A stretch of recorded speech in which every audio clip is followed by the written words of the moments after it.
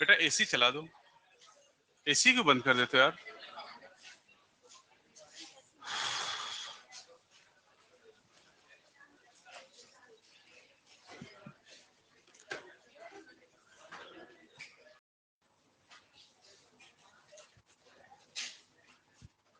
ये सब कर लो, पढ़ाई लिखाई ना कर पाना, दोस्ती यारी कर लो। एसी चला दो बेटा। एक बंद है ना? हाँ,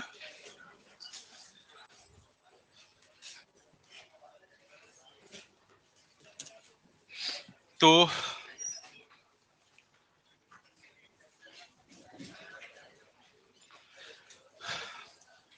सिलेबस वाला तो पता ही होगा, तो उससे बात करने की जरूरत तो है नहीं कोई। बता दें थोड़ा। अच्छा, तो जो सिलेबस डिलीट हुआ पढ़ना नहीं है, ठीक। पहली चीज, अगर पढ़ चुके हो तो कौन से याद ही तुमको? बताओ कौन से टॉपिक पढ़े थे? डिलीटेड वाला बताओगे टॉपिक? सर भूल गए हो तो भूल गए हो, तो पढ़ना नहीं तो हमें याद ही नहीं है, टॉपिक नहीं याद है इनको। अच्छा, तो जैसे तुम लोगों ने क्या वो पढ़ लिया था, ट्रांसपोर्ट इन प्लांट? हाँ, तो मैंने सर को बता दिया कि नहीं पढ़ाना है, ठीक है। अब फोटोसिंथेसिस सीधे स्टार्ट होगा। मैंने क्या बताया अभी? अभी क्या बताया मैंने? कि फोटोसिंथेसिस स्टार्ट होगा, समझ गए? तो प्लांट फिजियो के 2 चैप्टर खत्म हो गए, चैप्टर 11, चैप्टर 12। ह्यूमन फिजियो में एक खत्म हो गया, डाइजेशन। तो हेडिंग देख लो क्या आ गई, सीधे खत्म कर दिया उसको। ठीक है, अब जो चैप्टर पढ़ चुके हैं उनमें क्या क्या डिलीट हुआ है, जैसे चैप्टर 1 द लिविंग बर्ड। तो लिविंग बर्ड में वो पढ़े थे, वो लिविंग के कैरेक्टर, 6 कैरेक्टर पढ़े थे, खत्म। टेक्सोनॉमिकल ऐड, खत्म। 9 पढ़े थे। अबे herbarium, zoological park, botanical garden, keys, वो सब खत्म हो गया। बचा केवल binomial system and taxonomic categories, बस। चैप्टर 2 में कोई चेंज नहीं है। चैप्टर 3 में प्लांट किंगडम में खत्म किया है। एंजियोस्पर्म तो थोड़ा सा वो पढ़ाई भी नहीं जाता वहां पर, life cycle, haplontic, haplodiplontic, diplontic, तो कठिन भी लगता था, खत्म कर दिया। चैप्टर 4 में कोई चेंज नहीं है। 5 में रूट है, रूट के मॉडिफिकेशन खत्म। लीफ है, लीफ के मॉडिफिकेशन खत्म। स्टेम है, स्टेम के मॉडिफिकेशन खत्म। फैमिलीज 3 थी, 2 खत्म, एक बची सोलेनेसी, बाकी 2 खत्म। हाँ, मैं क्या बता रहा हूँ, ठीक। बाकी ज्यादा ज्ञान नहीं देने की जरूरत है, केवल ज्ञान लेने की जरूरत है आपको, ठीक। फिर चैप्टर 6 एनाटॉमी पढ़ चुके थे? हाँ, पढ़ रहे हो? क्या पढ़ रहे हो? परमानेंट टिश्यू, टिश्यू ही खत्म हो गया पूरा। अब परमानेंट सिंपल सब खत्म, केवल टिश्यू सिस्टम बचा उस चैप्टर में। सेकेंडरी ग्रोथ भी खत्म। तो ये तो अच्छा काम किया, सेकेंडरी ग्रोथ वैसे तुम लोग नहीं जान पाते थे। फिर स्ट्रक्चरल ऑर्गेनाइजेशन पढ़ लिया था। क्या पढ़ा था? एनिमल टिश्यू, खत्म। कॉकरोच पढ़े थे, खत्म। अर्थवर्म पढ़े थे, वो भी खत्म। फ्रॉग पढ़े थे, वही बचा खाली। खाली फ्रॉग बचा उस चैप्टर में, और कुछ नहीं बचा है। तो फ्रॉग पढ़ना पड़ेगा, ठीक है। फिर चैप्टर 8 में कोई चेंज नहीं। 9 बायोमोलिक्यूल पढ़ लिया था। बायोमोलिक्यूल में 3 टॉपिक खत्म किए। वो खत्म किया है मेटाबॉलिक बेसिस फॉर लिविंग, जिसमें पढ़ाया था टर्नओवर, मामू, कोई रिएक्शन बिना मामू के नहीं होती है। फिर वो पढ़ाया था एनाबॉलिक कैटाबॉलिक। फिर वो पढ़ाया था ग्लूकोज का कंसंट्रेशन 4.2 टू 6.1 मिलीमोल पर लीटर। वो 3 टॉपिक खत्म, लेकिन एंजाइम पूरा है, ठीक। तो बस उतना नहीं पढ़ना उसमें। फिर चैप्टर 16 पूरा खत्म। तो हम चैप्टर 17 स्टार्ट करेंगे, breathing and exchange of gases. 16 में काफी कुछ पढ़ भी लिया था हमने, डाइजेशन कर लिया था ना, एब्जॉर्प्शन कर रहे थे, लेकिन एब्जॉर्प्शन करते करते साफ हो गए। तो खाए लेकिन निकाल नहीं पाए। निकालने से पहले एनसीईआरटी ने निकाल दिया कि चलो निकलो। तो कोई डाउट किसी को? कोई सवाल किसी को पूछना है सिलेबस को लेके? अच्छा, 12th में 3 चैप्टर खत्म हुए हैं। Reproduction in organism, strategies for enhancement in food production and environmental issues. Topic से थोड़े थोड़े हटाएं, जब पढ़ाएंगे तो उसमें बता देंगे, क्योंकि मॉड्यूल तो सारे ही प्रिंट हो चुके हैं। तो इसमें तो वैसे ही रहेगा, बस तुम्हें अपने हिसाब से थोड़ा सा बताते रहेंगे, वैसे ही कर लेना। तो डाइजेशन नहीं पढ़ना है, मिनरल न्यूट्रिशन नहीं पढ़ना है, ट्रांसपोर्ट इन प्लांट नहीं पढ़ना है, 11th में ये हो गया। 12th में 3 चैप्टर जो नहीं पढ़ना, तो 6 चैप्टर पूरे हटा दिए गए हैं। बाकी बीच बीच चैप्टर से भी थोड़ा थोड़ा हटाया है। तो पढ़ते पढ़ते आई ईयर खत्म, चैप्टर 21 में आई और ईयर का टॉपिक खत्म हो गया। आँख कान नाक सब खत्म कर दिया। तो वो चैप्टर बड़ा भी था थोड़ा सा, तो उसको छोटा कर दिया। हाँ बताओ बेटा। सेल, सेल तो अभी चल ही रहा है। सेल कितने लोगों ने नहीं पढ़ा है? अबे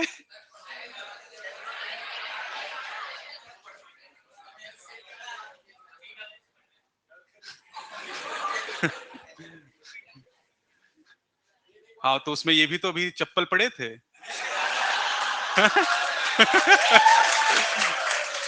ये भी तो देखा होगा।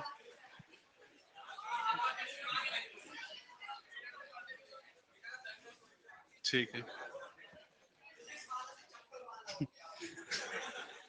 चलो खैर वो तो, लेकिन वो गलत चीज है वैसे, किसी साथ भी हो लेकिन गलत चीज है ना? ऐसा नहीं करना चाहिए, गलत तो गलत ही होता है। ठीक है, चलो अब हम स्टार्ट करते हैं अपना टॉपिक। शुरू करें बेटा? सेल वाला करवा देंगे, सेल वाला करवा देंगे, ठीक है। चलो अभी काम की बात करते हैं। तो यूनिट नंबर बोलो बेटा। 5, चैप्टर नंबर 17। अभी हम पुराना ही लेके चलें, क्योंकि आपके मॉड्यूल में यही नंबर है। वैसे नई एनसीईआरटी में चैप्टर है कौन सा? 14, क्योंकि 3 चैप्टर खत्म हो चुके इसके पहले, तो 14 पे हो गया, लेकिन हमें अभी यही बात करनी है। Breathing and exchange of,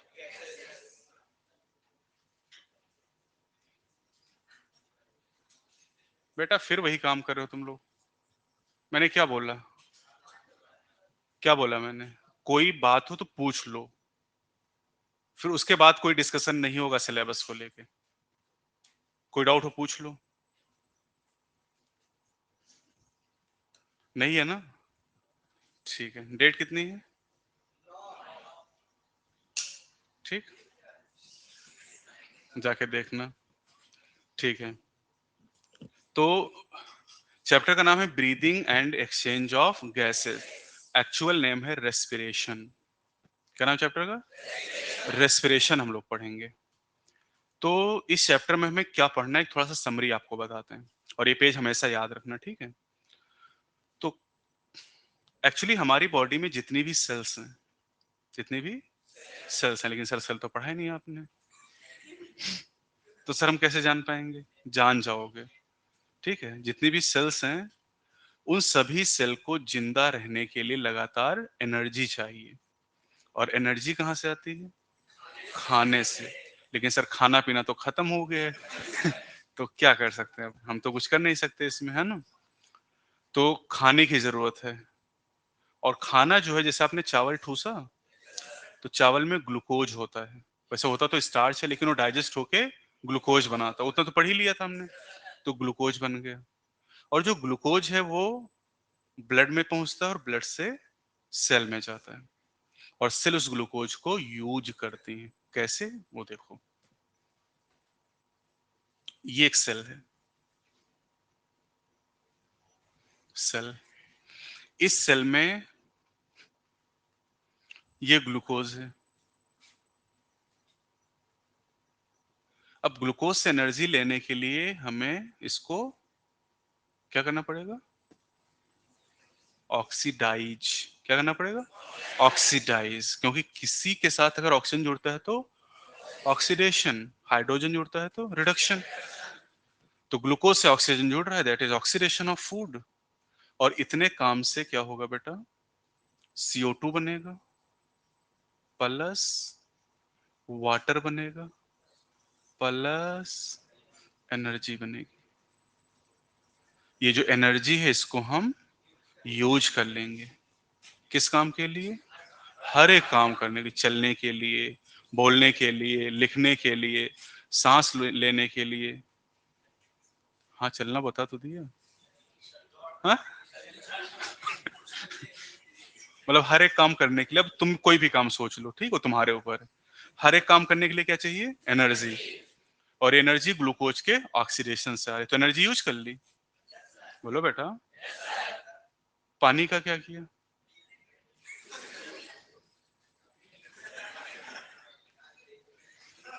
cell से पानी पियो, देखें जरा। सेल का पानी, सेल क्या कर लेगी?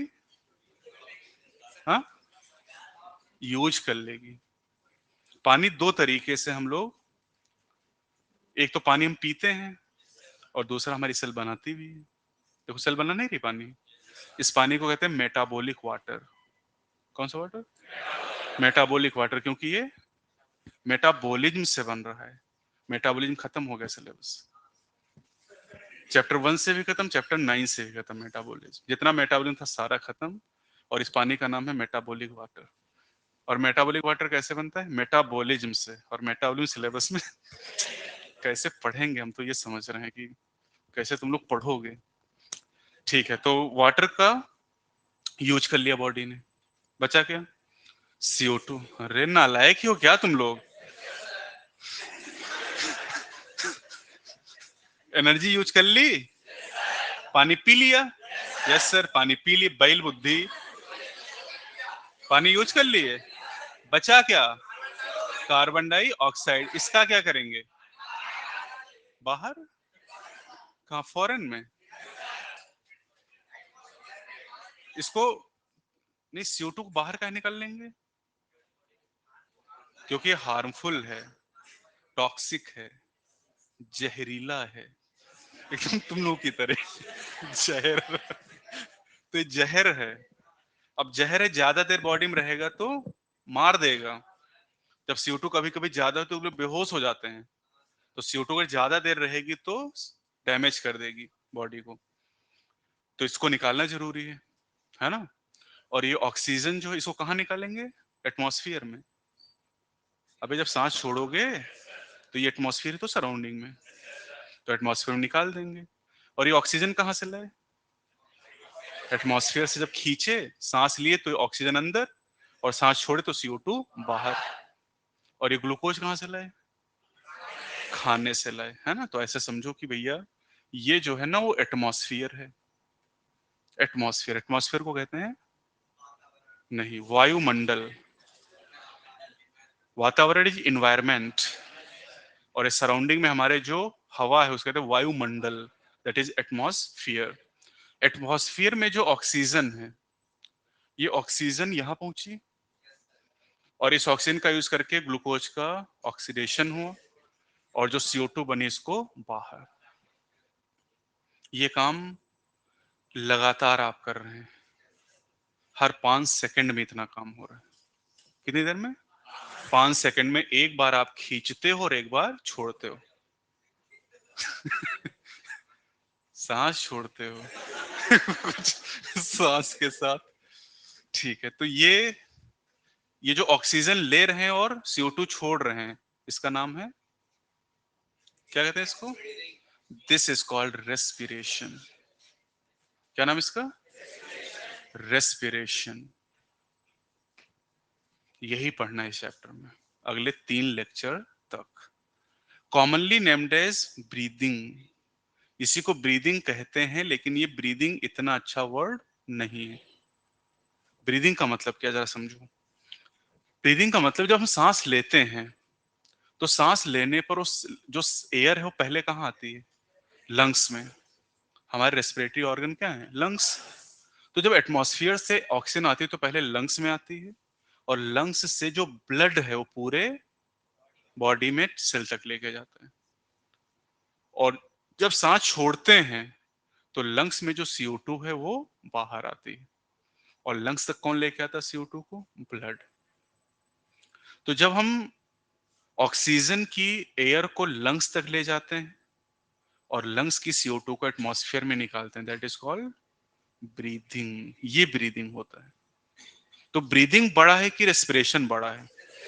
यस, रेस्पिरेशन बड़ा स्टेप है, क्योंकि रेस्पिरेशन का मतलब एटमॉस्फेयर की ऑक्सीजन को सेल तक ले जाएं। कौन सी सेल?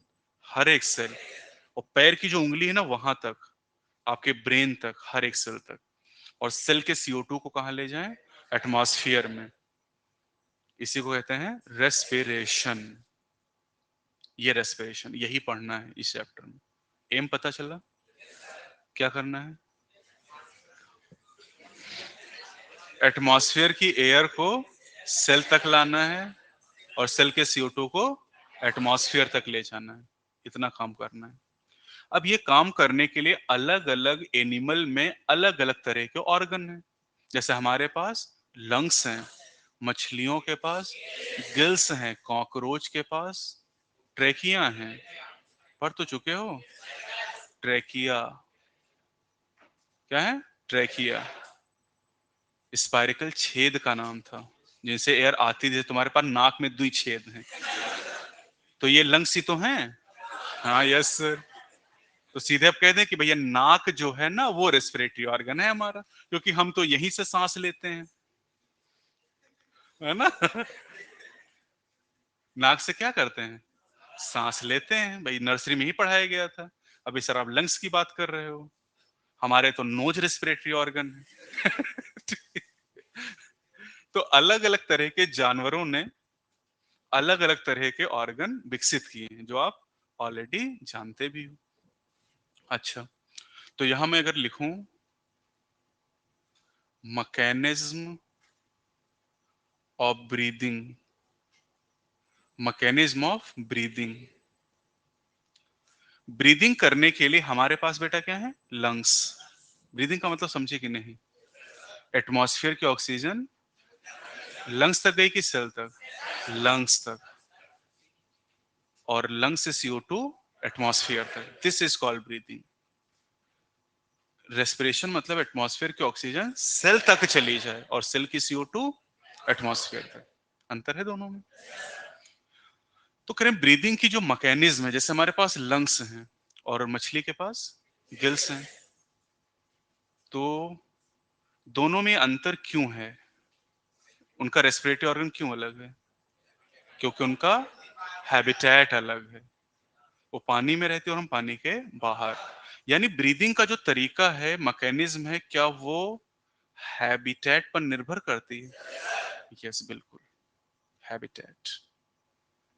ठीक है। अब ये लंग्स और गिल्स क्या हैं? ऑर्गन। अब मैं कहूं बेटा स्पॉन्ज में गिल्स होंगे कि लंग्स होंगे? कुछ नहीं होगा। क्यों? क्यों? क्योंकि वहां कोई ऑर्गन है ही नहीं ना, क्योंकि उनमें सेलुलर ऑर्गेनाइजेशन है। तो लंग्स या गिल्स तो हो नहीं सकते भाई, रहती तो पानी में ही है ना। All sponges are aquatic. मैं क्या बोल रहा हूँ? मैं क्या बोल रहा हूँ? क्या ऑल स्पॉन्जेस आर एक्वेटिक? कोई दिक्कत? कोई एक्सेप्शन? तो सारे स्पॉन्ज एक्वेटिक, उनके पास गिल्स तो नहीं है। सारी मछलियां एक्वेटिक? कौन सी मछली पानी बाहर रहती, बता भाई।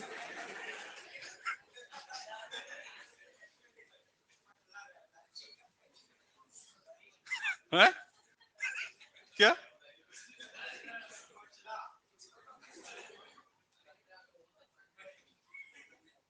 कोई मछली पानी बाहर भी रहती क्या?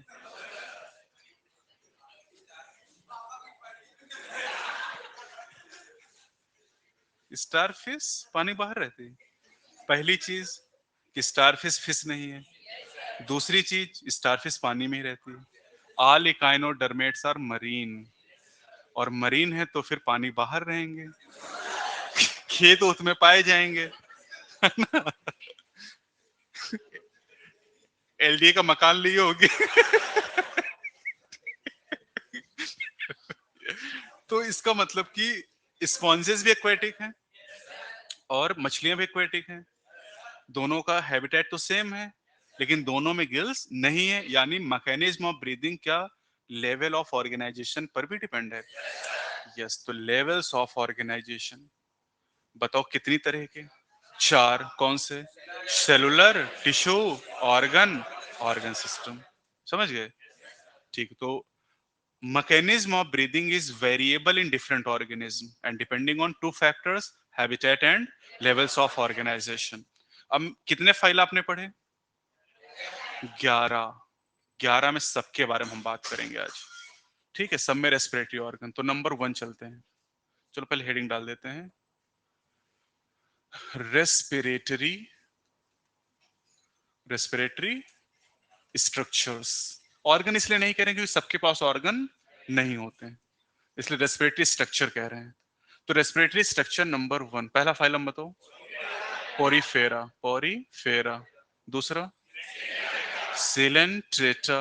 तीसरा टीनोफोरा। चौथा प्लेटी हेलमेंथ्स। चौथा एस्क हेलमेंथ। इन पांचों में कोई भी स्पेशल टाइप का ऑर्गन नहीं, लेकिन भाई जिंदा रहना है तो एनर्जी तो चाहिए, और एनर्जी चाहिए तो ग्लूकोज को ऑक्सीडाइज करना होगा, यानी ऑक्सीजन तो चाहिए।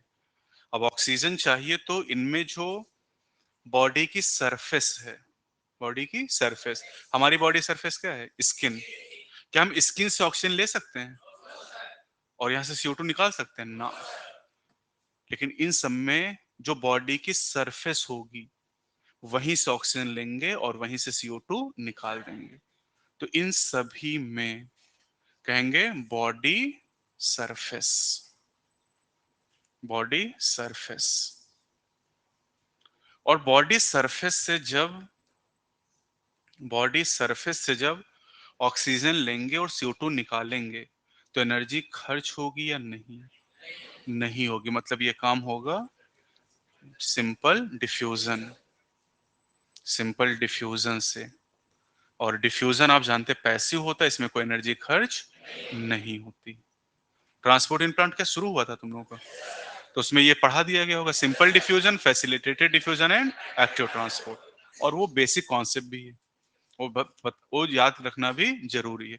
तो चाहो तो ट्रांसपोर्ट इन प्लांट में इतना टॉपिक जरूर रिवाइज कर लेना, और जो एक टॉपिक पढ़ा होगा मीन्स ऑफ ट्रांसपोर्ट, उतना पढ़ लेना, बाकी सब छोड़ देना। ठीक है, चलो नहीं पढ़े होते तो कहते पूरा छोड़ दो, सेल में फिर हम डिस्कस कर लेते इसको। ठीक है, चलो नंबर 5 हो गया ना, 6 पे चलते हैं बेटा। 6 बताओ क्या था? एनेलिडा। 6 था एनेलिडा। एनेलिडा में वो अर्थवर्म, नेरेस, लीच, 3 ही पढ़े थे आपने। तो एनेलिडा में moist cuticle, moist cuticle, moist cuticle से ऑक्सीजन अंदर आती बॉडी के और CO2 बाहर। अगला बताओ, आर्थ्रोपोडा, लार्जेस्ट फाइलम आर्थ्रोपोडा।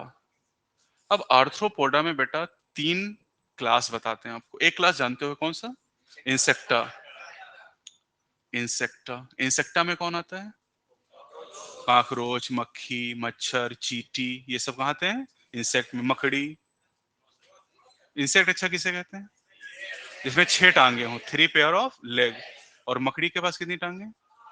8 टांगे। तो किसका मेंबर है? एरेक्निडा। उस क्लास का नाम है एरेक्निडा, उसे कहते हैं एरेक्निड्स। इसमें आता है स्पाइडर, स्कॉर्पियन, बिच्छू और मकड़ी। और तीसरा है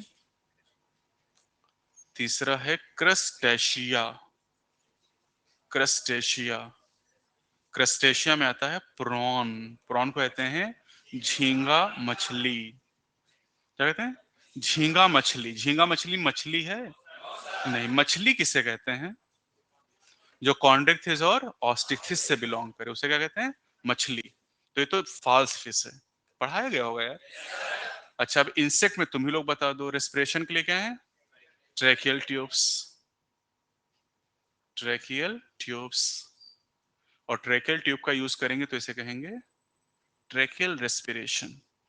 कौन सा रेस्पिरेशन? Tracheal respiration. जो अरेक्निड्स होते हैं, स्पाइडर एंड स्कॉर्पियन, इसमें होते हैं बुक लंग्स, बुक लंग्स। और ये झींगा मछली, तो मछली है तो गिल्स, यहां से अंदाजा लगा लेना। तो अब आर्थ्रोपोडा में तो तीन अलग अलग याद करने, तीन अलग अलग क्लास, तीनों में अलग अलग ऑर्गन। अगला नंबर 8, 8 इज मोलस्का। बताओ क्या? गिल्स। कैसे? Feather like. क्या काम था? रेस्पिरेटरी या एक्सक्रीटरी? दोनों पढ़ चुके हो ये। नंबर 9, इकाइनोडर्मेटा, रेस्पिरेटरी के लिए।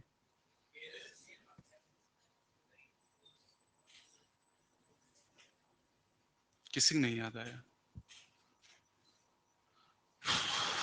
बताओ। इकाइनोडर्मेटा में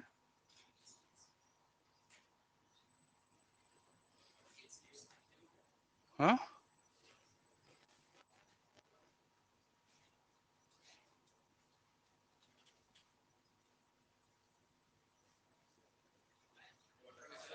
वाटर वेस्कुलर सिस्टम, जाके पढ़ना जरूर।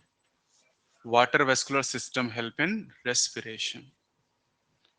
एक्सक्रीटरी सिस्टम एब्सेंट होता है, नॉट रेस्पिरेटरी। समझे क्या? ठीक, तो जाके पढ़ना जरूर, देखना जरूर आज इसको। नंबर 10 बताओ। हेमिकॉर्डेटा। हेमिकॉर्डेटा में गिल्स। हेमिकॉर्डेटा में गिल्स, और हेमिकॉर्डेटा में एक्सक्रीशन के लिए प्रोबोसिस ग्लैंड। प्रोबोसिस ग्लैंड 17 में, 19 में आएंगे फिर पूरी एनिमल किंगडम एक बार फिर से जानेंगे, फिर से वही सब पूछेंगे जो एनिमल किंगडम में पढ़ चुके हो। 11 नंबर कॉर्डेटा, याद आया? ये तो हमारा फाइलम है ना, कॉर्डेटा। अब कॉर्डेटा में बेटा ऐसे लिख लेते हैं हम लोग, फिशेज, है ना, फिशेज। और कौन हो जाएगा? Amphibia, reptile, bird and mammals. Birds and mammals. ठीक है, अब तुम लोग बता ही लोगे बेटा। मछलियों में क्या होते हैं? गिल्स, और गिल्स का अगर यूज करेंगे बेटा तो इसे कहेंगे ब्रैंकियल रेस्पिरेशन। कौन सा? Branchial respiration. ट्रेकियल ट्यूब का यूज किया था तो ट्रेकियल, गिल्स का तो branchial. Technical, not bronchial, this is branchial. Branchial, not bronchial, फिर ब्रोंक्यूल बना देना। और इन चारों में लंग्स। लंग्स का अगर यूज करते हैं that is called pulmonary respiration. Pulmonary respiration.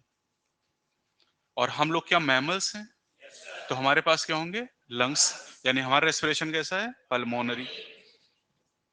ठीक है। इसमें कोई एग्जांपल बताओ एम्फीबिया में। फ्रॉग सबसे कॉमन। अच्छा, फ्रॉग के पास क्या लंग्स हैं?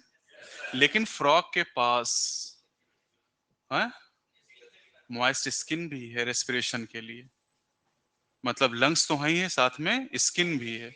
मॉइस्ट स्किन से भी कर सकता है, that is called cutaneous respiration.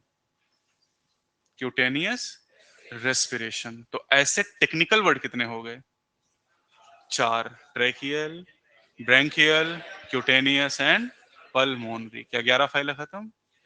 लेकिन हम तो ह्यूमन फिजियोलॉजी पढ़ रहे हैं ना, तो ह्यूमन फिजियोलॉजी में हम केवल ह्यूमन की बात करेंगे ना। तो ह्यूमन कहाँ आएगा? मैमल में। तो मैमल में जो ह्यूमन है, इसका मतलब मैमल में ह्यूमन आएगा, और ह्यूमन में लंग्स। आपके पास कितने लंग्स? 2। हाँ, 2 मतलब 1 पेयर ही हो गया। आगे बढ़े, तो हम लोग पढ़ेंगे human respiratory system. Human respiratory system.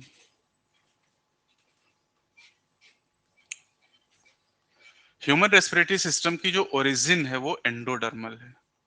Origin is endodermal. अच्छा बताओ, नोटोकॉर्ड की ओरिजिन मेसोडर्मल थी, और रेस्पिरेटरी सिस्टम कैसा है? एंडोडर्मल। अब हम बार बार ह्यूमन रेस्पिरेटरी सिस्टम नहीं बोलेंगे, रेस्पिरेटरी सिस्टम बोलेंगे, क्योंकि अंडरस्टूड रहेगा ह्यूमन की बात कर रहे हैं।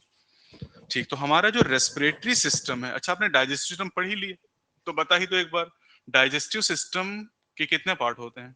दो, पहला एलिमेंट्री कैनाल, दूसरा एसोसिएटेड ग्लैंड। एलिमेंट्री कैनाल की शुरुआत कहाँ से होती है? माउथ से।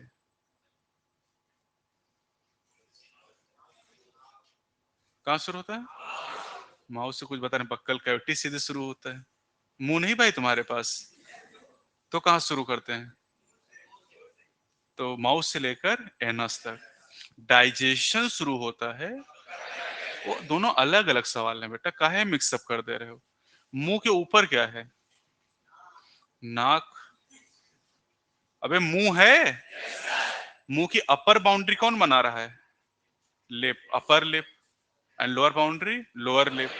अपर लिप के ऊपर दो छेद हैं, है ना, उनको कहते हैं एक्सटर्नल नॉस्ट्रिल। नहीं, चेक करें, कुछ लोग चेक करें क्या, अरे दो ही है क्या?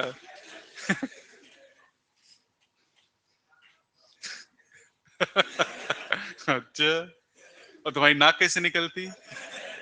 घी बाहर कैसे आता? है ना? डायमंड तो घी जब ज्यादा दिन रुक जाता है उसके बाद डायमंड बनता है। ठीक है? तो छेद दिखाई दे रहे हैं। अबे अपर लिप के ऊपर दो छेद हैं, उनको कहते हैं एक्सटर्नल नॉस्ट्रल्स। यहीं से हमारा रेस्पिरेटरी सिस्टम स्टार्ट होता है, समझे? तो माउथ से शुरू होता है एलिमेंट्री कैनाल, और उसके ऊपर जो दो छेद वहां शुरू होता है रेस्पिरेटरी सिस्टम। शुरू करते हैं। Human respiratory system begins with external nostrils. External nostrils. ठीक है, एक्सटर्नल नॉस्ट्रल्स। जो एक्सटर्नल नॉस्ट्रल, जो दो छेद हैं, ये इसके बाद जो ये वाला हिस्सा है जहां वो घी भरा रहता है, उसे कहते हैं नेजल पैसेज। क्या बोलते हैं?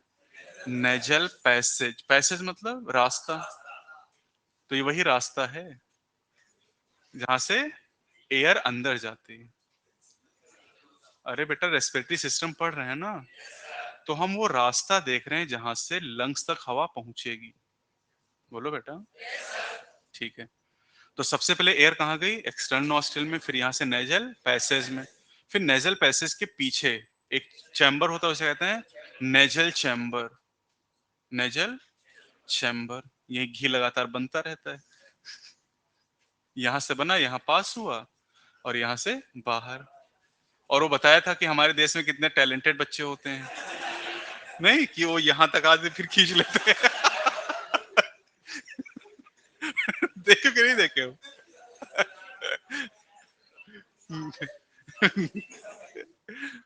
तो है? ठीक है, अब नेजल चैम्बर के बाद अगला जो पार्ट होता है, दिस इज कॉल्ड फेरिंग्स। और ये तो पढ़ चुके हो। Pharynx is a common passage for food and air. वो पिक्चर दिमाग में आ गई होगी। ठीक है, तो फेरिंग्स के बाद आता है लैरिंग्स,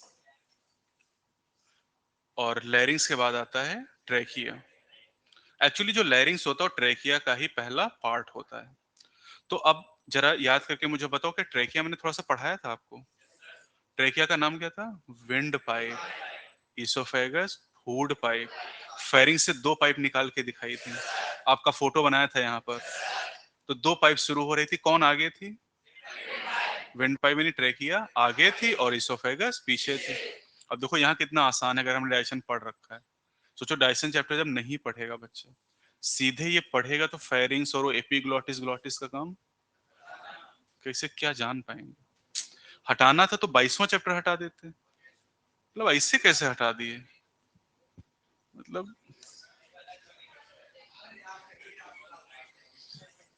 पूछ लेते एक बार। क्या क्या क्या हटाएं, नहीं कर पाए तो पूछ लेते एक बार। मतलब ऐसे कैसे हटा दिए कि? हाँ, ठीक है। ट्रेकिया, ट्रेकिया जो है वो विंड पाइप है ना। ट्रेकिया कहाँ शुरू होती है? फेरिंग से, विंड से शुरू होती है। अभी हम ट्रेकिया फेरिंग से शुरू होती है और शुरू होने के बाद क्या होता है वो हम पढ़ेंगे, ठीक है। तो ऐसे समझो कि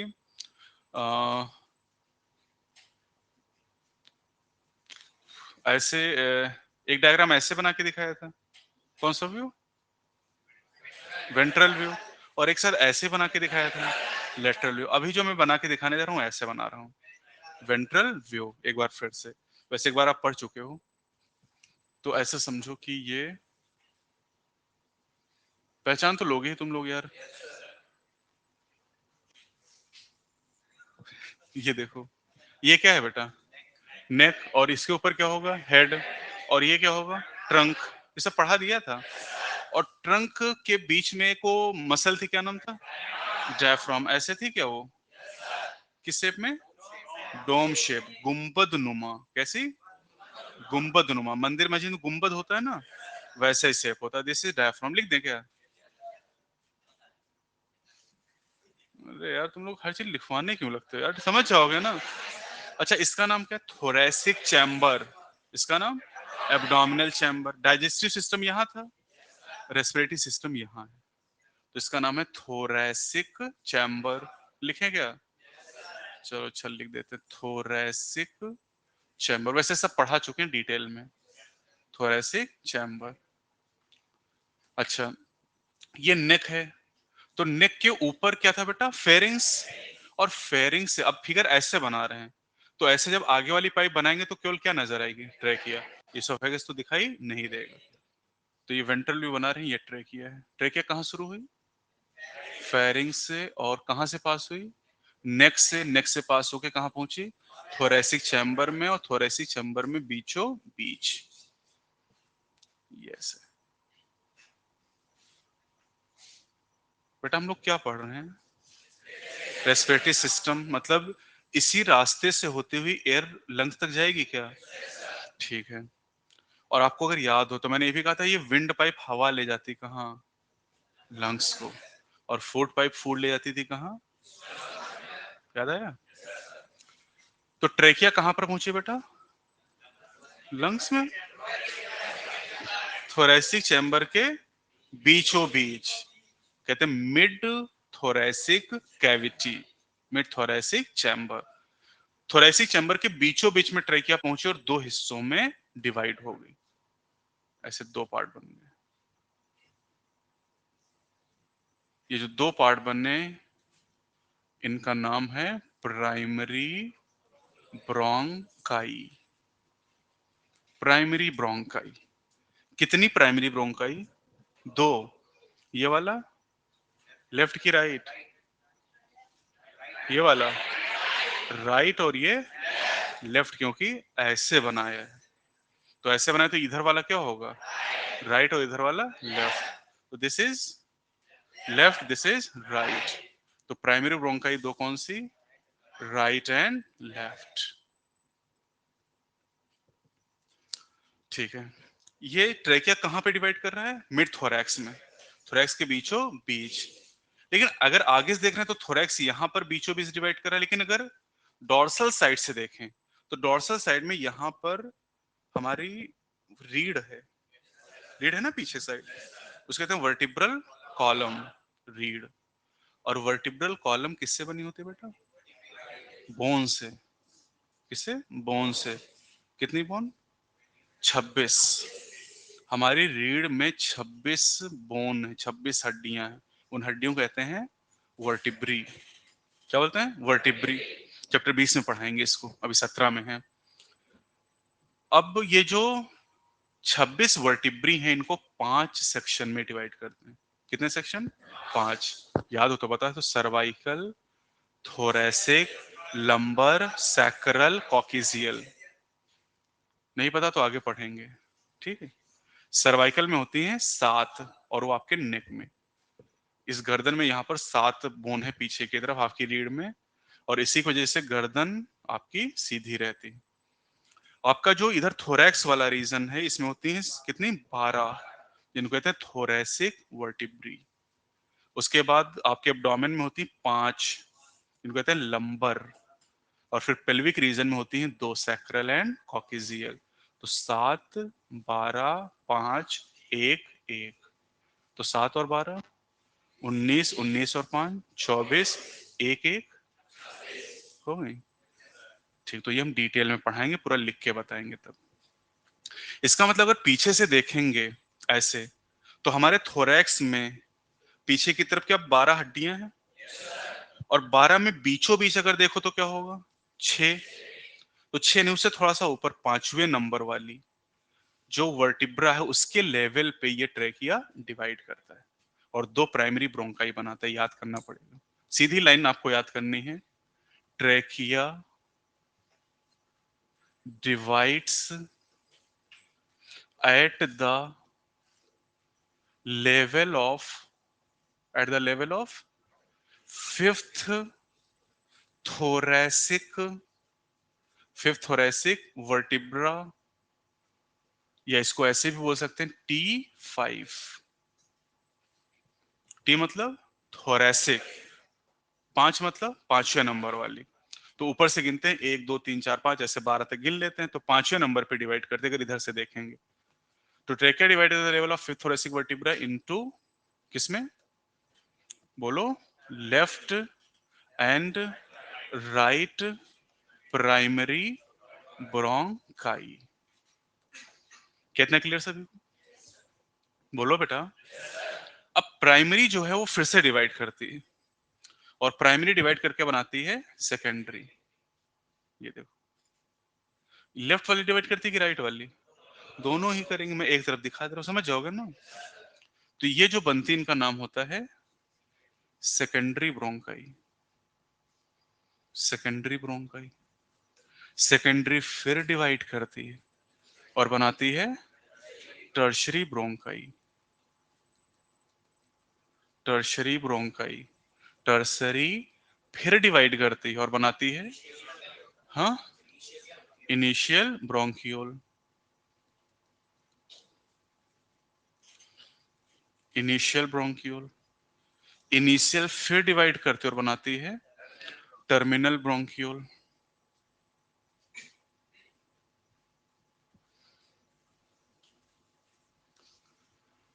टर्मिनल ब्रोंकियोल।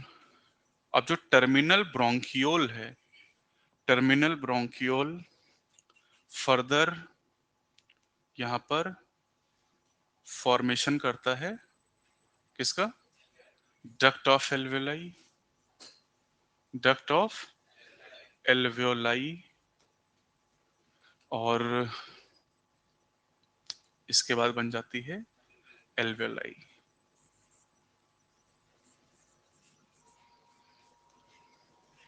और यहां तक एयर आ गई। तो क्या एयर का पूरा रास्ता समझ गए?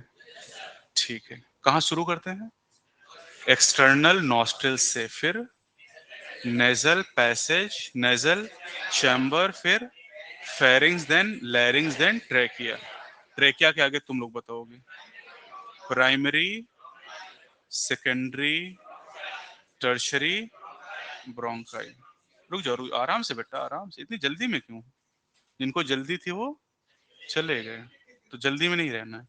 टर्शरी ब्रोंकाई, फिर initial bronchiole, initial bronchiole, then terminal bronchiole, terminal bronchiole, then duct of alveoli, then alveoli. This is called human respiratory system. कहां से कहां तक? एक्सटर्नल नोस्ट्रिल से एल्वेलाई तक। बोलो बेटा। तो ये हो गया पूरा रेस्पिरेटरी सिस्टम। लेकिन एक दिक्कत हुई होगी। क्या दिक्कत हुई? क्या दिक्कत हुई? कि रेस्पिरेटरी सिस्टम खत्म लेकिन लंग्स तो आए ही नहीं, और रेस्पिरेटरी ऑर्गन लंग्स ये कहाँ रह गए? ठीक है, तो इसी में है, ठीक है, इसी में छुपा हुआ है। कैसे, ऐसे समझो। कहाँ गया यार? अच्छा, ये इधर देखो। लंग्स का मतलब क्या होता है बेटा? लंग्स का मतलब होता है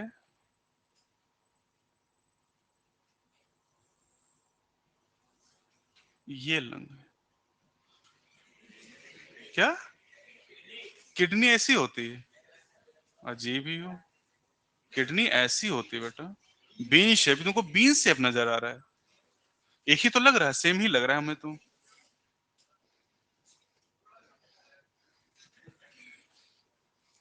एमबीबीएस जब जाओगे ना, तो वहां किडनी रखी होगी और टेस्टिस रखा होगा। किडनी और टेस्टिस नहीं बता पाते हैं लोग।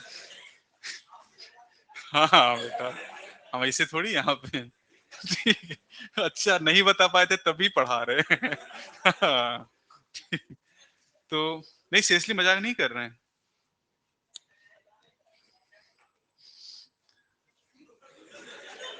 इसके लिए एमबीबीएस करना पड़ेगा, तभी जान पाओगे इसे। समझे? अब शादी में की हर बात थोड़ी जान पाओगे। शादी में क्या होता है भाई? अब बारात में जाके खाना ही खा सकते हो। अगर हर चीज जानी तो शादी करनी पड़ेगी। तो हर चीज नहीं बताई जा सकती। अच्छा तो, लेकिन सर ये तो एक ही लंग है, क्या दो होंगे? इधर भी एक होगा क्या? इधर भी बना दें क्या? लो इधर भी बना दे रहे हैं। ये इधर हो गया। क्या? कोई दिक्कत क्या? क्या कोई दिक्कत लग रही है? एक छोटा एक बड़ा है? एक छोटा और एक ऐसे ही होता है। ठीक है, एक छोटा लंग होता है और एक बड़ा। बराबर नहीं होते। पैर भी छोटा बड़ा होता है, पता है तुम्हें? पैर एक छोटा और एक बड़ा होता है। तुम्हारी तो आंखें भी टेढ़ी लग रही हमें।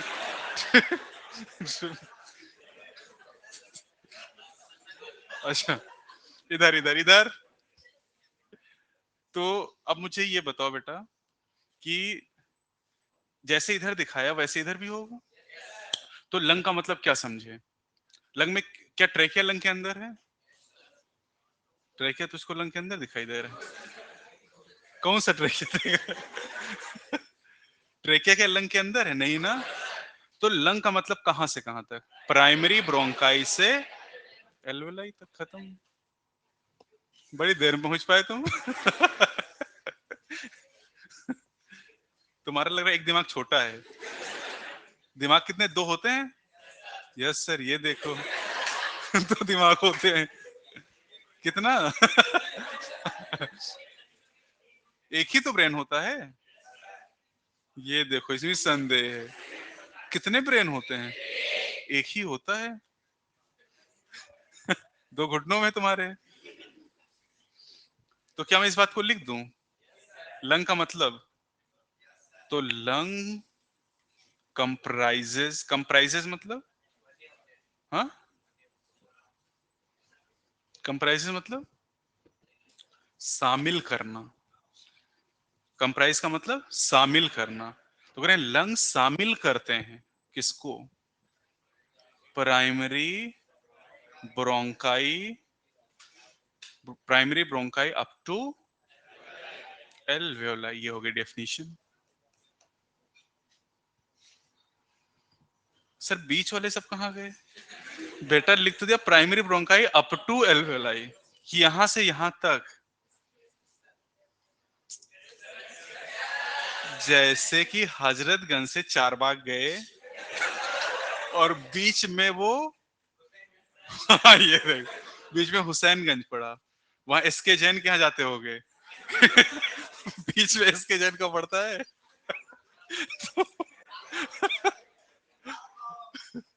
चलो, अरे बेटा हाई लेवल है, ठीक है, तुम नहीं जान पाओगे। चलो इधर। तो लंग का मतलब समझ गए ना? प्राइमरी ब्रोंकाई से एल्वेलाई तक। बोलो बेटा। वापस देखते हैं।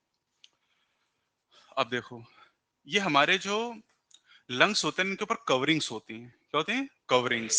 ऐसे लंग के ऊपर दो कवरिंग पाई जाती हैं ऐसे। एक ये कवरिंग जो बना रहे हैं,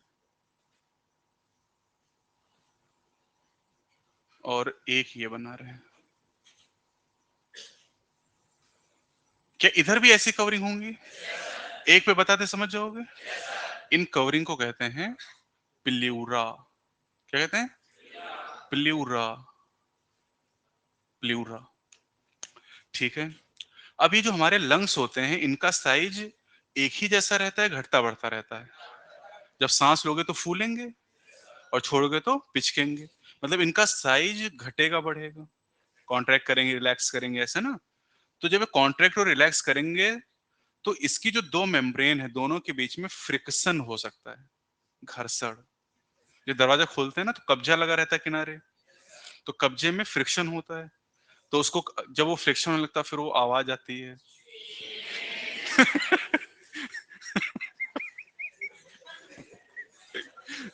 तो उसके लिए क्या करते हैं? तेल डाल देते हैं उसमें, है ना? तो आवाज नहीं करता है। तो वैसे यहाँ भी तेल भर दें, है ना? तो यहाँ पर नेचर ने एक तेल डाला है, उस तेल का नाम है प्लूरल फ्लूइड। कौन सा? प्लूरा है मेम्ब्रेन का नाम, और एल लगा लो, प्लूरल फ्लूइड, प्लूरल फ्लूइड, समझे? तो प्लूरल फ्लूइड का काम क्या है? टू रिड्यूस फ्रिक्शन, ये फ्रिक्शन को रिड्यूस करता है। इतना क्लियर सबको? ठीक, अब आगे बढ़ते हैं और फिर थोड़ा सा।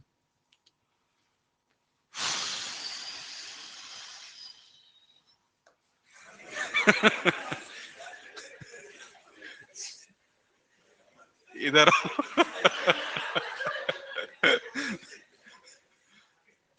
तो मारी खाओगे तभी मानोगे, हाँ? चलो, तो देखो ट्रेकिया जो है, यहाँ ट्रेकिया में ऐसे कुछ रिंग पाई जाती हैं। कैसी? C shaped. कैसी रिंग? सी शेप की रिंग पाई जाती हैं। ये दिखाई दे रही है बेटा? और ये रिंग किसकी बनी होती है? कार्टिलेज की। कार्टिलेज टॉपिक सिलेबस से खत्म। तो अब जब पढ़ाएंगे तो हाँ, क्या ही पढ़ाएंगे, बस यहाँ लिख देंगे, तुम लोग समझ ही लोगे। These are C shaped cartilaginous ring, C shape cartilaginous rings. और ये रिंग कहाँ पे है? ट्रेकिया में। क्या ब्रोंकाई में भी है? ब्रोंकाई में भी होती है। और क्या, ये देखो प्राइमरी में है, सेकेंडरी में, सेकेंडरी में होंगी, टर्सरी में, टर्सरी में भी, इनिशियल ब्रोंक्यूल में, यस सर, टर्मिनल ब्रोंक्यूल में नहीं। तो सी शेप की रिंग कहां से कहां तक? ट्रेकिया से इनिशियल ब्रोंक्यूल तक, यही लिख दें क्या? तो C shape ring are present from trachea to, क्या लिख रहे हैं भाई? Trachea to initial bronchiole. अच्छा, इनका काम समझ लो रिंग का। ये इसी रास्ते से एयर जाएगी क्या? और ये जो हमारा ट्रेकिया है ना, ये पाइप है कि नहीं है? कौन सा पाइप? Wind pipe. तो अगर इस पाइप में, अगर इस पाइप में एसी, लाइट चलेगी क्या? किसने बंद किया? कालिया।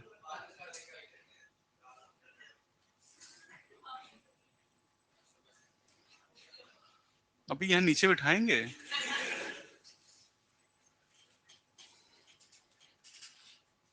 क्या बता रहे थे?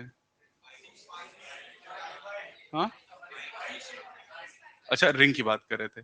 तो जो हमारा ट्रेकिया ना, विंड पाइप है ना, अगर इसमें एयर ना भी हो तो पाइप पिचकेगा नहीं, पाइप पिचकेगा नहीं, क्योंकि इसमें रिंग पड़ी हुई है।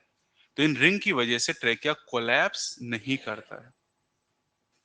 और काकरोच में ट्रेकल ट्यूब थे, वो भी कोलैप्स नहीं करते। तो एक सवाल मिलेगा आपको कि काकरोच के ट्रेकिया और हमारे ट्रेकिया में क्या कॉमन है?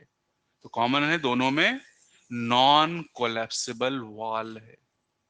दोनों में नॉन कोलैप्सिबल वॉल है, नहीं दोनों के ट्रेकिया कोलैप्स नहीं करते हैं। दोनों के ट्रेकिया कोलैप्स नहीं करते हैं।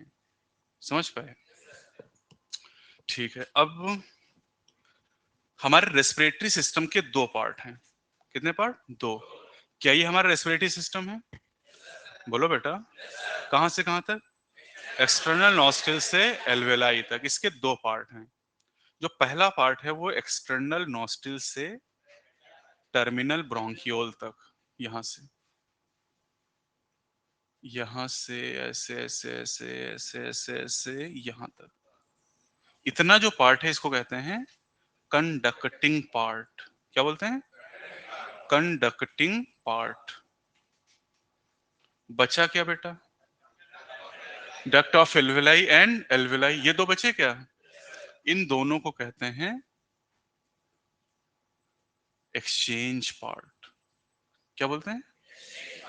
Exchange part. फिर से बताओ। ह्यूमन रेस्पिरेटरी सिस्टम के कितने पार्ट? दो। पहला कंडक्टिंग पार्ट, दूसरा एक्सचेंज पार्ट। कंडक्टिंग पार्ट कहां से कहां तक? एक्सटर्नल नॉस्ट्रिल से टर्मिनल ब्रोंकियोल तक। लंग्स कहां से कहां तक?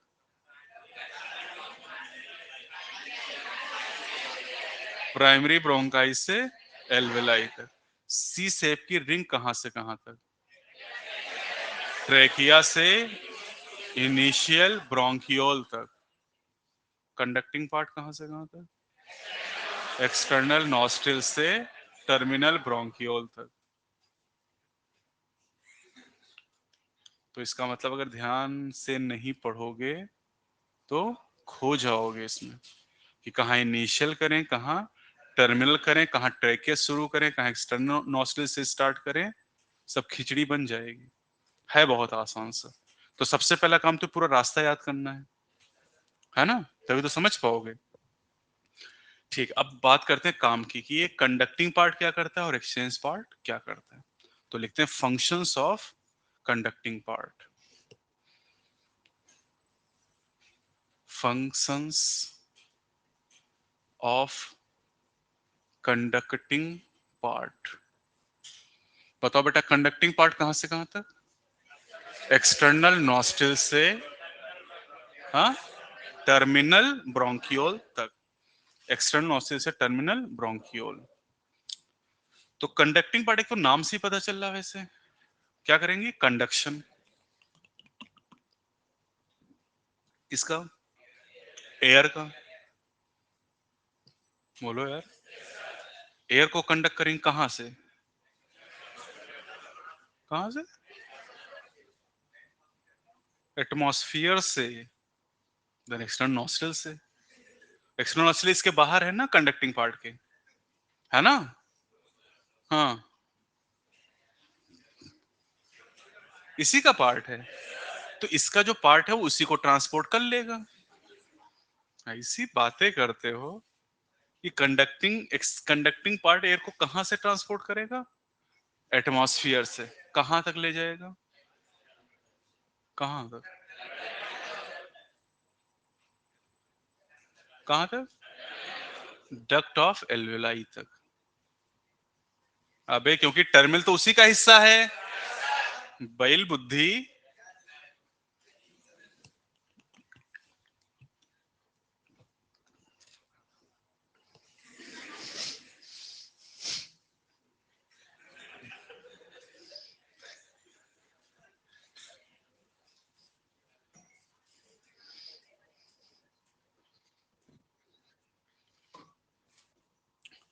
तो कंडक्टिंग पार्ट का पहला काम है transport of air. Transport of air. Air को ट्रांसपोर्ट करेगा कहां से कहां तक? एटमॉस्फियर से हमारे डक्ट ऑफ एल्वेलाई, कह दो एल्वेलाई तक, है ना? अपना एम याद है ना? एम क्या था? ये देखो। एम क्या था? डॉक्टर बनने का है। अरे इस चैप्टर में एम क्या है? एटमॉस्फेयर की एयर को एल्वेलाई तक ले जाना। बोलो। अभी ये सर बता रहे हैं कि सेल तक ले जाना है। सेल तक, और सेल की CO2 को एटमॉस्फेयर तक ले, यही तो एम है। लेकिन अभी मैं कह रहा हूँ कि अभी एटमॉस्फेयर की जो एयर है उसको एल्वेलाई तक ले जा रहे हैं। कहाँ तक? एल्वेलाई तक। रेस्पिरेशन हो गया? नहीं, ये तो ब्रीदिंग कहलाता है। तो ये जो एयर ट्रांसपोर्ट करके ला रहा आपके एल्वेलाई, तो कौन ला रहा है? Conducting part. अच्छा, अब जब एयर आप लेते हैं, सांस लेते हैं, तो ये जो इन्वायरमेंट है ना, इसमें डस्ट रहती है, पॉलन ग्रेन रहते हैं, बैक्टीरिया रहते हैं, है ना? तो ये आपके एल्वेलाई में जाने की कोशिश करते हैं, लंग्स को डैमेज करने की कोशिश करते हैं, निमोनिया हो जाता है ऐसे ही ना। तो अब जो ये सब पार्टिकल हैं, जब एयर आपके कंडक्टिंग पार्ट से पास होती है ना, तो कंडक्टिंग पार्ट उस एयर को साफ करता है, तो आपके आपके एल्वेलाई, आपके लंग डैमेज ना हो। जैसे आपका जो नेजल चैम्बर है कि पैसेज है, नेजल पैसेज में छोटे छोटे हेयर हैं, उन्हीं हेयर में गंदगी, जो दस पार्टिकल चिपक जाते हैं। अरे यार, तभी तो डायमंड बनता है। कभी सोचा इस बारे में कि रोड डायमंड कैसे तैयार हो जाता है? नहीं सोचा कभी?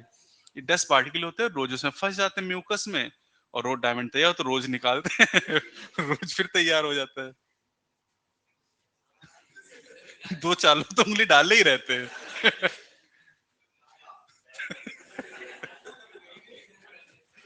तो दूसरा काम क्या हो गया? क्लियर्स। क्लियर मतलब साफ करना। Clears air from foreign particles. Foreign particles. लेकिन सर अगर फॉरेन नहीं गया तो? फॉरेन मतलब? हाँ, बाहर से मतलब विदेश से आए हैं ये फॉरेन। फॉरेन मतलब, मुंह देखो पहले अपना, उसके बाद रसिया देखो तुमको नेपाली कोई रसिया जरूर। ठीक है, तो सस्ते रसियन मिल जाएंगे वहां तो समझ गया ना, फॉरेन का मतलब बॉडी के बाहर की बात कर रहे हैं, यानी कि फॉरेन में जाएंगे तभी साफ करेगा और अगर अपने देश में लेंगे तो चलो तीसरा। अच्छा, जैसे मान लो आप, जैसे इस कमरे में बात करें, इस कमरे में टेम्परेचर कितना होगा? 25 डिग्री होगा। इस नालायक की वजह से भी थोड़ा बढ़ गया था ठीक है। अभी ये हमने एसी लगा के कितना मेंटेन किया है? 25 डिग्री। और बॉडी का कितना है? 37 डिग्री। तो जब ये एयर हम लेंगे, जब सांस लेंगे ना, तो हमारे एक्सटर्नल नॉस्ट्रिल से जो एयर जाएगा उसका टेम्परेचर कितना है? 37 डिग्री। अबे बोलो, नालायक क्यों? क्या अबे 25 होगा ना, मतलब 37 होगा। कितना होगा? 25 डिग्री। और एल्विलाई में जाएगी तो कितना होगा? 37। मतलब कि कंडक्टिंग पार्ट से पास होते होते जब तक एल्विलाई तक पहुंची एयर, तब तक उसका टेम्परेचर बॉडी के टेम्परेचर के बराबर कर दिया। किसने? कंडक्टिंग पार्ट ने। किसके काम पड़ रहे हैं? Conducting part. भाई क्या, क्या पढ़ रहे हैं? Function of conducting part. Biologist बाहर निकलो भाई, इन बायोलॉजी ही पढ़ रहे हैं brings air to the body temperature। Air के टेम्परेचर को बॉडी के टेम्परेचर के बराबर लाने का काम कौन करेगा? Conducting part. बोलो यार, टाइम हो गया क्या? तब काहे परेशान हो?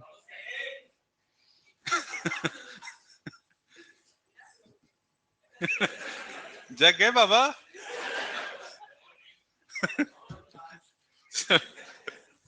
अच्छा, फिर चौथा काम क्या है इसका? कि जो एयर है, उस एयर को ह्यूमिड करना, नम करना, मॉइस्ट करना। जैसे एयर जो होती है एटमॉस्फेयर में, वो उसमें कभी नमी बढ़ जाती है और कभी घट जाती है। जैसे बारिश में नमी बहुत बढ़ जाती है, ह्यूमिडिटी कहते हैं उसको। इसे चिपचिपाने भी लगती है स्किन खूब। मतलब देखो, गर्मी अगस्त में बहुत होती है और जून में भी बहुत होती है, लेकिन जून की गर्मी अलग होती है और अगस्त वाली अलग होती है। अगस्त वाली जो गर्मी बहुत खतरनाक होती है, चिप चिप भी होता है, गर्म भी लगता है, मतलब गुस्सा भी लगती है। जून वाली तो चलो केवल गर्मी ही लग रही है ना। इसे तो गर्मी भी लगती है, चिपचिपाता भी शरीर। तो जब मई जून होता है तो कहते हैं जब हवा चलती होती है लू चल रही है। तो लू जो होती है ना, वो गर्म हवा होती है, मतलब उसमें नमी खत्म हो गई। और अगर वो एयर सीधे आपके लंग्स में जाएगी तो एल्विलाई को डैमेज कर देगी।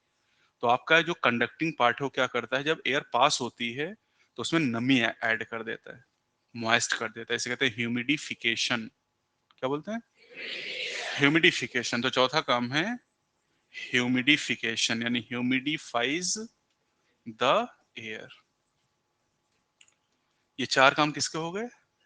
कंडक्टिंग पार्ट के। अब कौन बचा? Exchange part. दो ही तो पार्ट हैं। किसके? किसके दो पार्ट हैं? हाँ, रेस्पिरेटरी सिस्टम के कितने पार्ट? दो। पहला कंडक्टिंग, दूसरा एक्सचेंज। कंडक्टिंग कहां से कहां तक?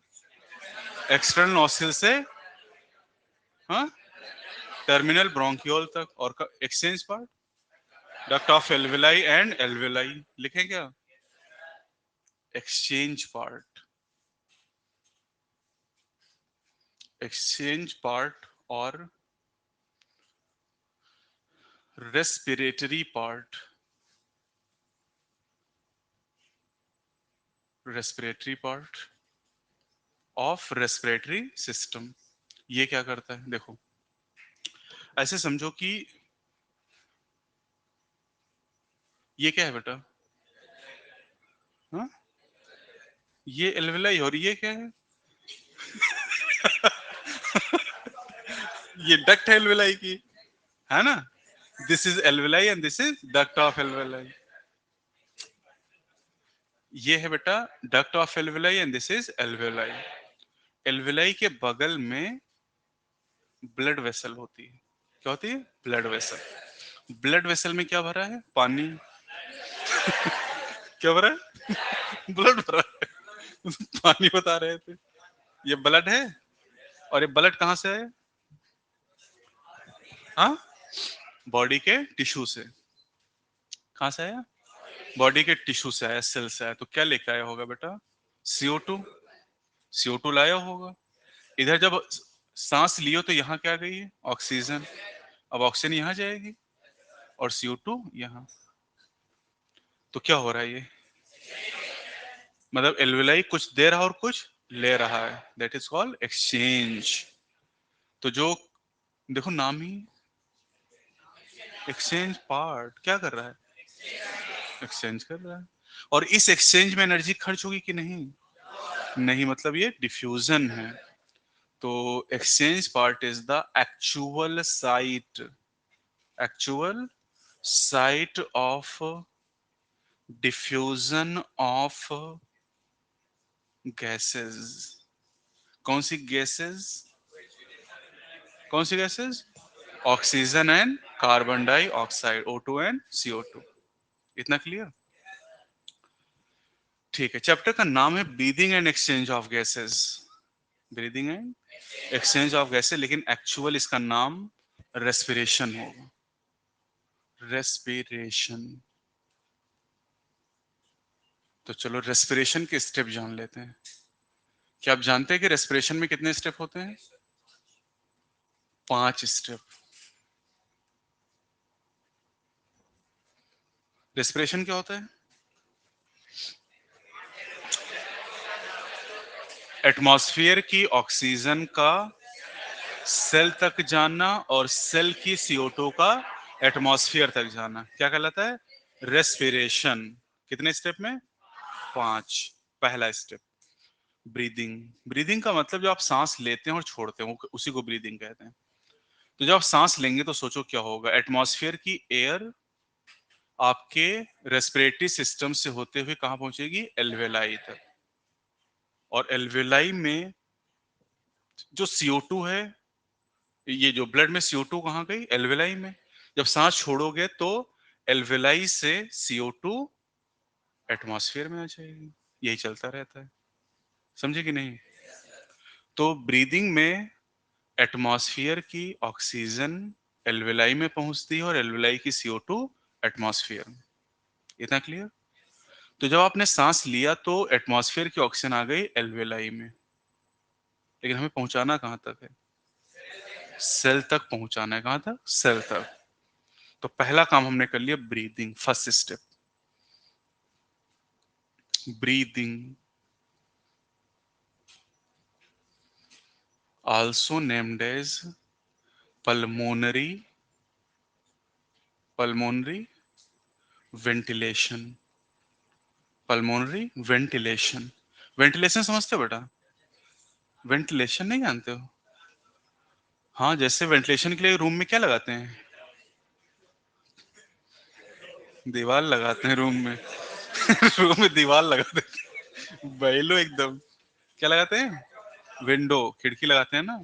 तो खिड़की से जो एयर होती है अंदर आती है कि बाहर जाती है? तो लंग्स में एयर आ रही है कि वहां जा रही है? तो दिस इज आल्सो वेंटिलेशन। तो इसका अब लंग्स के लिए कौन सा टर्म आता है? पल्मोनरी। तो नाम क्या रख दिया गया? Pulmonary ventilation. कभी कभी रूम जब खोजते होगे शुरुआत में, जब कोचिंग करने आते होगे, तो किसी ऐसे रूम में भी ले जाता होगा जहाँ के दरवाजा होता होगा, तो जब जाते होगे तो वहां सफोकेशन होता होगा। ये तो इसमें वेंटिलेशन अच्छा नहीं है। कहाँ से लाइट कहाँ से आएगी, हवा कहाँ से आएगी? तुम लोग तो ताज में लिए होगे ना कमरा। बगल में तो झोपड़ी उपड़ी बनाए रहते हैं लोग। झुग्गी में, उसी में तुम्हारी भी है एक? अच्छा। तो ब्रीदिंग से एयर कहाँ गई? कहाँ गई? एल्वेलाई में। कहाँ गई? एल्वेलाई में। एल्वेलाई लंग एक ही चीज है। हाँ, ये सभी बता रहे हैं। अभी इतनी देर से ही सिखा रहे थे। नींद में हो क्या?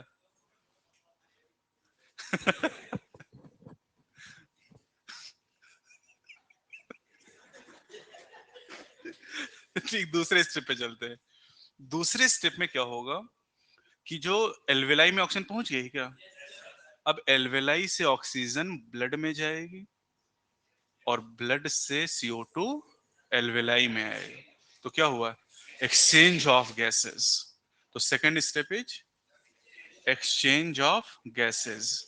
एक्सचेंज कह लो चाहे कह लो डिफ्यूजन। Exchange of gases. कौन सी गैस? O2 and CO2। ठीक है, तो गैस का एक्सचेंज हो गया। अब ऑक्सीजन कहाँ गई? ब्लड में आ गई। और इस ऑक्सीजन को कहाँ ले जाना है? सेल तक। कौन ले जाएगा? ब्लड। तो ब्लड लेके जा रहा है। क्या हो रहा है? ट्रांसपोर्ट। तीसरा step, transport of gases. Transport of gases. कौन सी गैस? O2 and CO2। तो जो ये एल्वेलाई है, ये क्या है? एल्वेलाई। यहां से ब्लड में क्या है? ऑक्सीजन। ऑक्सीजन ब्लड में, ब्लड ऑक्सीजन को लेके चला कहाँ? ये सेल है। क्या ये? सेल। तुम लोग भाई दिखाई दे रही? खंबे के पीछे वाले दिखाई दे रही सेल? इस सेल ने इस सेल ने क्या बना के रखा है? हैं? क्या बना के रखा है? CO2। कैसे बनाया? इस पेज पे सबसे पहले आज यही दिखाया था। ग्लूकोज का ऑक्सीडेशन से CO2 बना रखा है। और ग्लूकोज का ऑक्सीजन ऑक्सीजन चाहिए क्या? ऑक्सीजन कौन देगा? ब्लड। तो ब्लड ने सेल को ऑक्सीजन दी और CO2 लिया। क्या हुआ? एक्सचेंज। मतलब एक्सचेंज दो बार होता है क्या? यस। Exchange of gases. ठीक है। अब इस सेल ने ऑक्सीजन ले लिया। अब ऑक्सीजन का क्या करेगा? हाँ, ग्लूकोज को ऑक्सीडाइज करने के लिए यूज कर लेगा। क्या कर लेगा? यूज कर लेगा। यूटिलाइजेशन। क्या कर लेगा? Utilization of oxygen, and this is called cellular respiration. इस घटना क्या कहेंगे? Cellular respiration.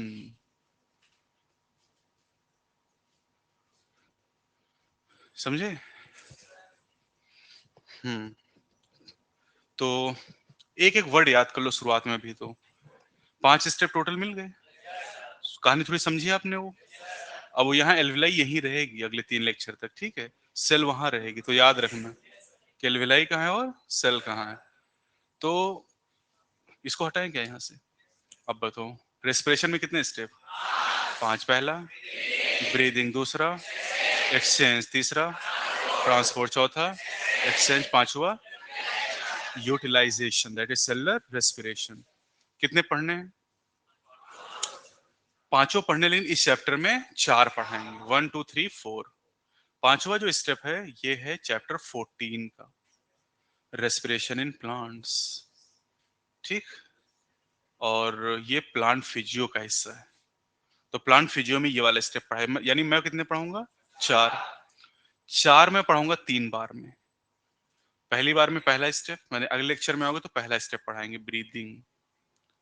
फिर दूसरी बार में टॉपिक 2 एंड टॉपिक 4। 2 एंड 4 एक साथ पढ़ा देंगे, क्योंकि 2 एंड 4 दो दो बार हो रहा है ना एक्सचेंज, तो मैं दोनों एक्सचेंज एक साथ पढ़ा दूंगा आपको। और फिर लास्ट में ट्रांसपोर्ट। तो कितने स्टेप टोटल हैं? 5। कितने पढ़ने? 5। कितने पढ़ने? 5। 5वां कहाँ पढ़ेंगे? प्लांट फिजियोलॉजी में। मैं यहाँ कितने पढ़ाऊंगा? 4। कितनी बार में? 3 बार में। पहली बार पहला स्टेप, दूसरी बार में दूसरा और चौथा स्टेप, और आखिरी बार हाँ तीसरा स्टेप, ट्रांसपोर्ट। तो बस इतना पढ़ना है, समझे?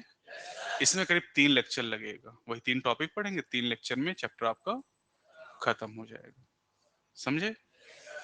कोई सवाल?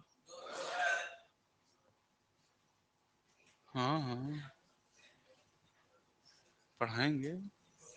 तो एकदम दिल पे ले लिए कि 3 बार में 3 ही स्टेप पढ़ाएंगे, ऐसा थोड़ी है कि। क्वेश्चन करा दें क्या? लो, 2 मॉड्यूल दो बेटा। एक ही क्या तुम लोग पास?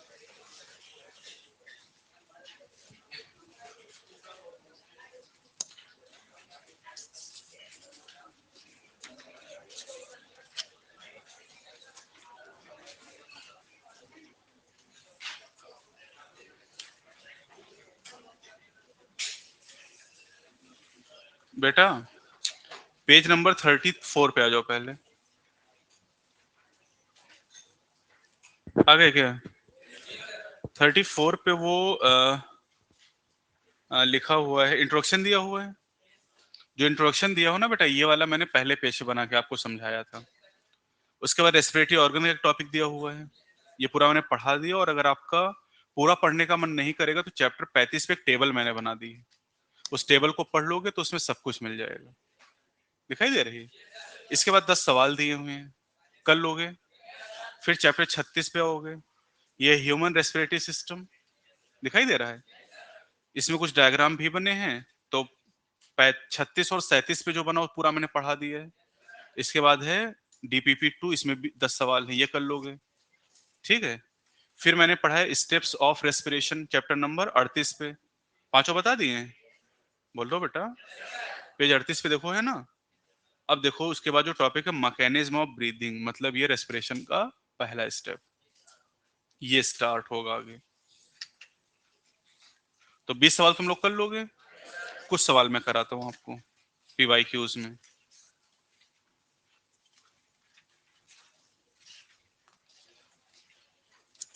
पेज नंबर 59,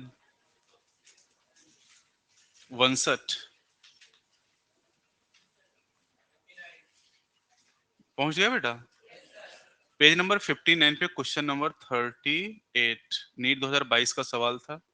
पूछा था which of the following is not the function of conducting part of respiratory system.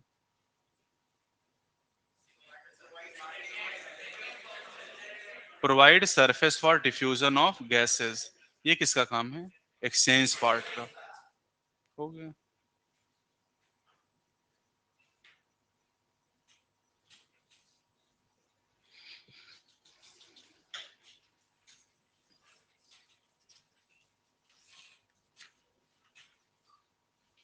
एक बहुत कठिन सवाल अगर ये बता लिया तो समझो कि तुमको आ गया। Page number 57, question number 10।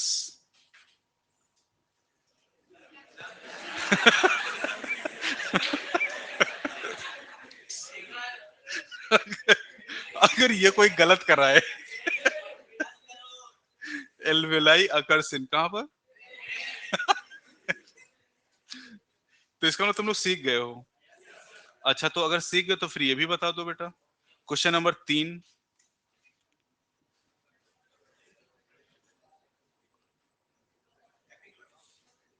बताओ बेटा। एपीग्लॉटिस, बहुत बढ़िया। तो फिर 8 भी बता दो। Which one is not a step in respiration?